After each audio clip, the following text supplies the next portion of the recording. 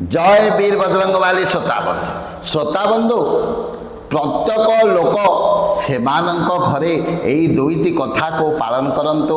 ଦେଖିବେ ଆପଣଙ୍କ ଘରେ ସବୁବେଳେ ଶାନ୍ତି ବଜାୟ ରହିବ ଏବଂ ବୀର ବଜରଙ୍ଗବାଲିଙ୍କର କୃପା ଆପଣଙ୍କ ଘର ଉପରେ ସବୁବେଳେ ରହିବ। ତାହେଲେ କ'ଣ କରିବେ, ଯେତେବେଳେ ଆପଣଙ୍କ ଘରେ ବୀର ବଜରଙ୍ଗବାଲିଙ୍କର ଫଟୋ କିମ୍ବା ମୂର୍ତ୍ତିକୁ ରଖୁଛନ୍ତି ସବୁବେଳେ ତାର ମୁଖ ଦକ୍ଷିଣ ଦିଗକୁ ହେବା ଦରକାର, ଦକ୍ଷିଣ ଦିଗକୁ ହେବା ଆବଶ୍ୟକ।